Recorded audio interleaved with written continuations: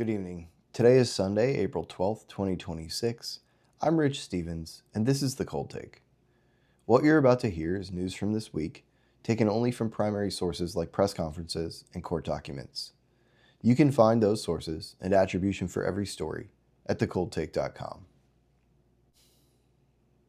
We begin in Washington, D.C., where Monday, April 6th, President Trump said an American F-15E Strike Eagle had gone down inside Iran during Operation Epic Fury. Both crew members were recovered alive in separate rescue missions. The Pentagon says the first rescue package included 21 aircraft, and Trump said the second mission involved 155 aircraft. CIA Director Ratcliffe said the agency used human and technical assets as well as a deception campaign to locate the second airman, and General Kane said an A-10 Sandy aircraft was hit by enemy fire, continued the mission, then later ejected over friendly territory and was safely recovered. He also said one rescue helicopter took multiple hits and its crew suffered minor injuries. By Wednesday, April 8th, Hegseth and Kane said Operation Epic Fury had entered a ceasefire phase after 38 days of combat, while the White House said Iran had agreed to reopen the Strait of Hormuz. At the same time, Pakistan said both the United States and Iran had expressed confidence in Pakistan to facilitate talks and that Islamabad was prepared to host negotiations aimed at a broader settlement.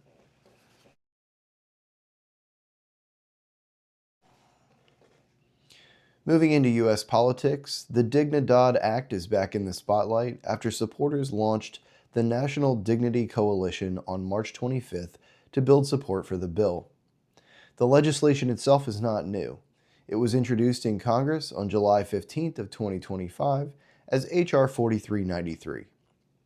The bill is a major immigration package. It would require mandatory E-Verify for future hires, expand border security measures, and overhaul asylum processing. It would also authorize up to 3 processing centers in Latin America and the Caribbean.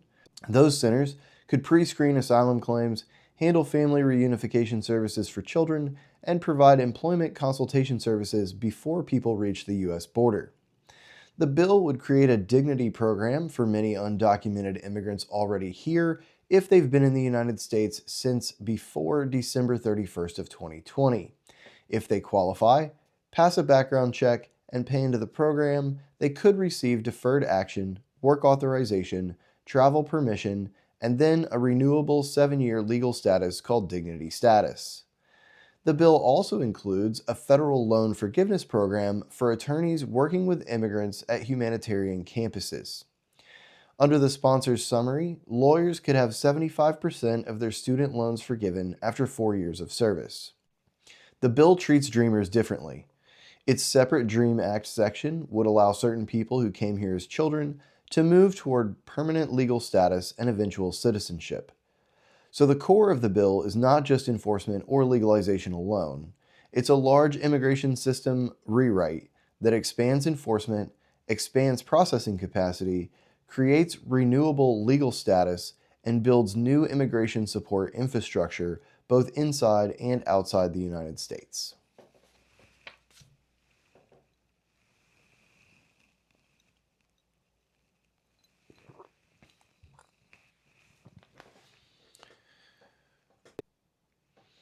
On Saturday, April 4th, Secretary of State Marco Rubio said he terminated the legal status of Hamadeh Soleimani Afshar and her daughter, and that both were in ICE custody pending removal.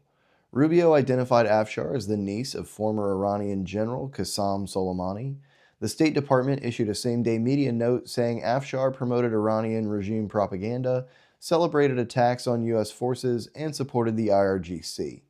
The department also said Afshar's husband was barred from entering the United States, and that 2 Iranian-linked foreign nationals had earlier been stripped of legal status and barred from future entry.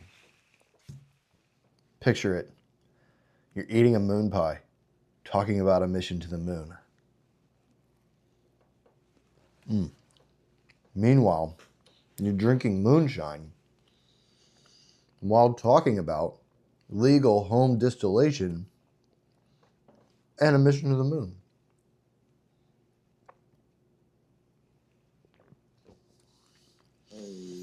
It's like the universe chose me for this moment. Like and subscribe. Share this video with your friends. I clearly could use some help. Monday morning, April 6th, New York City Mayor Zohran Mamdani spoke about equity in the city. He announced the preliminary citywide racial equity plan and the inaugural New York City True Cost of Living measure, saying that these establish a framework to measure affordability and plan for the future. The measures were required by charter changes approved by voters in 2022. The True Cost of Living report says 62% of New Yorkers did not meet their household's affordability threshold in 2022. But that threshold is not just a single number. The report puts it around $70,000 for a single adult and about $166,000 for a two-adult, two-child household with various ranges in between. The city also says this inaugural measure is a baseline built from modeled data projected to 2022 and not a live 2026 snapshot. The racial equity plan says 45 agencies produced more than 200 goals and outcomes, more than 800 strategies, and more than 600 indicators to give city government ways to address disparities. You can read the entire reports at thecoldtake.com.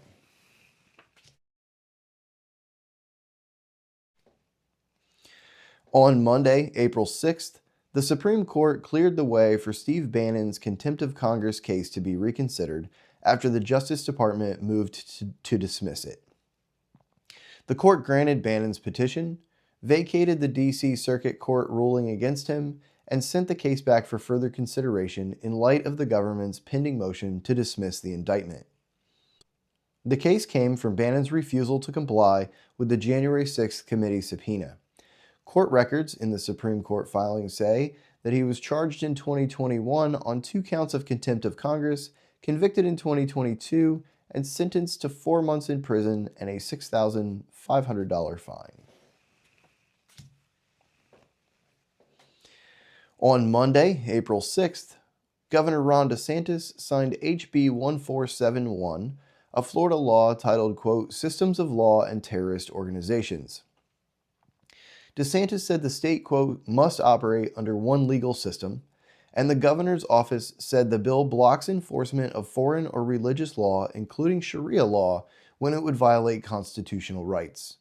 The law also creates a process for Florida's Chief of Domestic Security to recommend that an organization be designated as a domestic or foreign terrorist organization, subject to approval by the governor and cabinet.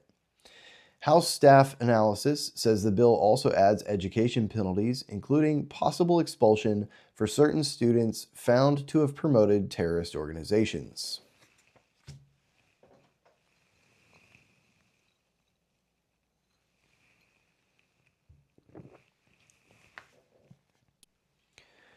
Homeland Security Secretary Markwayne Mullin is threatening to use airport customs processing as leverage against sanctuary cities.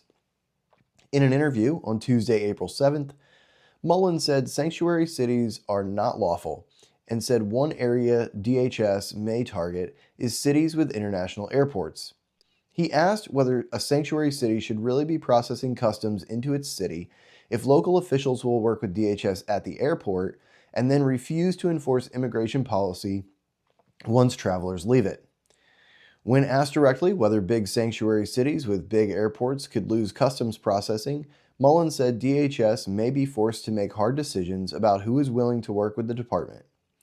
He said the message to those cities is simple, quote, you have got to partner with us. Airports that handle direct international arrivals depend on Customs and Border Protection to process incoming passengers and would be unable to do so without CBP present. In current events, on Wednesday, April 8th, the man accused of carrying out the Gilgo Beach serial killings pleaded guilty in Suffolk County. Prosecutors say Rex Heuermann pleaded guilty to murdering 7 women and also admitted killing an 8th, Karen Vergata. The plea covers killings stretching from 1993 to 2010. The investigation gained new momentum in 2022. Heuermann was arrested in July of 2023 and the prosecution expanded over time from the original charges to 7 murder counts before this week's plea. Prosecutors say he is expected to be sentenced in June to life without parole. For the full timeline, the victim list, and the details prosecutors laid out in the plea, visit thecoldtake.com.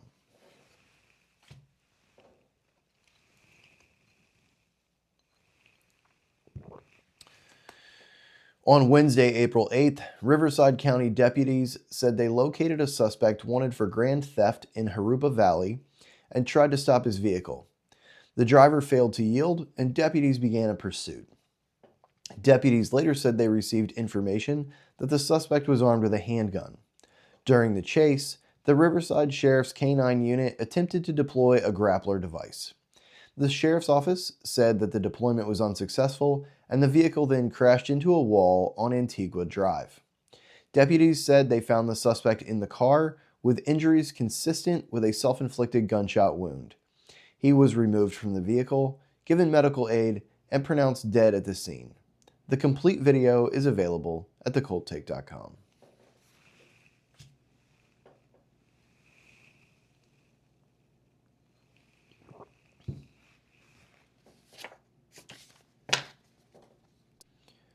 On Wednesday, April 9th, Governor Ron DeSantis announced the results of Operation Highway Shield, a 4-day statewide commercial truck enforcement operation in Florida. FDLE says the operation ran from March 23rd through March 26th and targeted commercial vehicles, safety violations, criminal activity, and threats to Florida's transportation network. According to the state, agencies inspected more than 3,300 commercial vehicles, took 176 drivers out of service, arrested 35 people on criminal-related charges, and took 42 people into custody for federal immigration violations. One of the most notable figures was 54 drivers taken out of service for language deficiencies.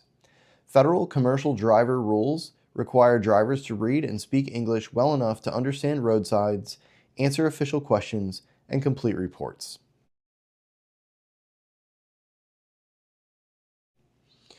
On Thursday, April 9th in Minneapolis, the Justice Department said Abdullah Nur Gisau was sentenced to 43 months in prison and 2 years of supervised release for his role in the Feeding Our Future fraud scheme. DOJ said he was also ordered to pay $866,000 in restitution. Federal prosecutors said Gisau used Benadir Hall in Minneapolis as a claimed child nutrition site under Academy for Youth Excellence, which reported serving more than 1.7 million meals. DOJ said the site actually provided only a fraction of those meals, but the nonprofit and its alleged vendor still received more than $4.2 million in federal funds. Gisau pled guilty last September to 1 count of money laundering. Judge Nancy Brassel sentenced him this week, and prosecutors say the broader Feeding Our Future case has now reached 65 convictions in Minnesota. We mentioned that on Friday, April 3rd, a U.S. Air Force F-15E Strike Eagle was shot down over Iran during a combat mission. 1 crew member was rescued quickly, and the military launched an immediate effort to recover the second. President Trump later said the administration had delayed publicly discussing the first rescue, but that a leak revealed that there was still a second crew member missing while the operation was still underway. Now, the Justice Department says former Army employee Courtney Williams was indicted for transmitting classified national defense information to a journalist. Prosecutors say the material included secret tactics, techniques, and procedures used by a special military unit, and that disclosing that kind of information can increase the risk of mission failure, injury, or death. Friday afternoon, April 10th, ICE held a press conference about the murder of a woman in Fort Myers, Florida. On April 3rd, Robert Joaquin was seen on surveillance footage beating a car with a hammer outside of a gas station. When the gas station clerk came outside, Joaquin approached her and repeatedly hit her in the head with the hammer until she was no longer alive. Joaquin is an illegal alien from Haiti who entered the United States on August 9, 2022, near Key West, Florida. He was arrested by Border Patrol and turned over to ICE. An immigration judge issued a final order of removal on September 9th of 2022, but he was never removed. The Biden administration issued him temporary protected status in 2023 and allowed him to stay in the United States. TPS has been revoked for Haiti, but a D.C. District Court judge has blocked that revocation. The Supreme Court will hear oral arguments on April 29th, and we will bring you updates when they're available.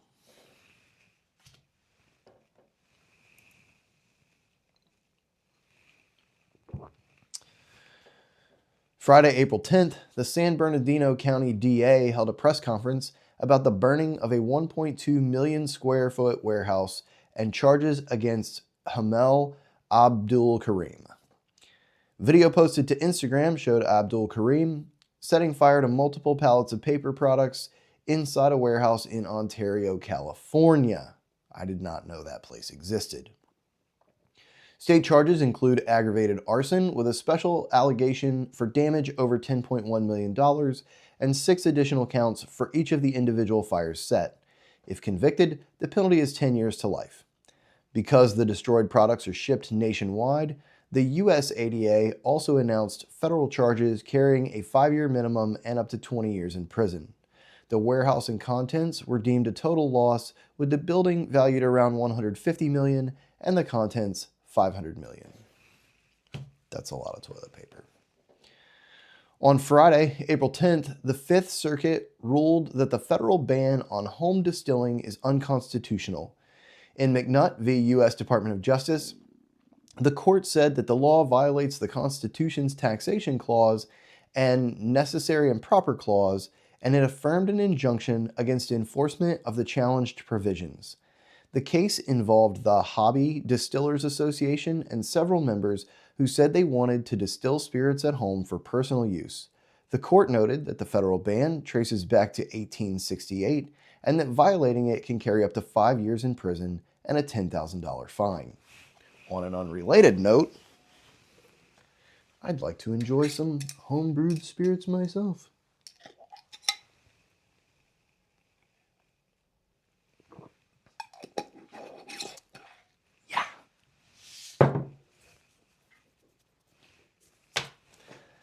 Speaking of moonshine, on Friday, April 10th, NASA's Artemis II crew returned to Earth, splashing down off the coast of San Diego at 8:07 p.m. Eastern, after a nearly 10-day mission around the moon. Artemis II launched from Kennedy Space Center on April 1st and carried 4 astronauts on the first crewed lunar flight since Apollo. NASA says the crew completed a 7-hour lunar flyby on April 6th, set a new record for the furthest distance humans have traveled from Earth at about 252,756 miles, and then returned safely through re-entry and parachute splashdown. After landing, the crew was recovered by NASA and U.S. military teams and taken to the USS John P. Murtha for medical checks before heading back to Houston. Markets rebounded this week. The Dow had its highest close since late February, gaining 2,412 points to close up 5.3% at 47,916. The Nasdaq saw similar gains, picking up 1,023 points and closing at 22,902, nearly a 4.7% gain. The S&P 500 closed at 6,816, gaining 234 points that represent a 3.5% gain. Gold was more modest, with a 1.8% gain, closing at $4,787 an ounce, a pickup of $85. And in sports, March Madness came to a close Monday night, April 6th. The Michigan Wolverines overcame UConn 69-63 to win their first NCAA tournament in 37 years.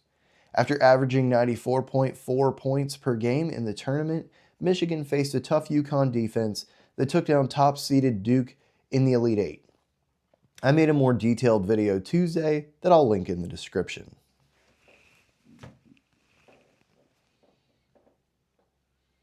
Finally, the Masters returned to Augusta this week.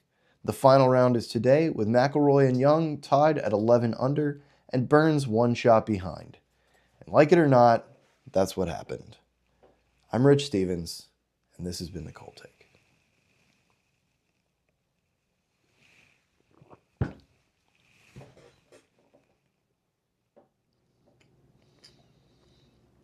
Also, these are terrible. If you've never had one, you're missing nothing.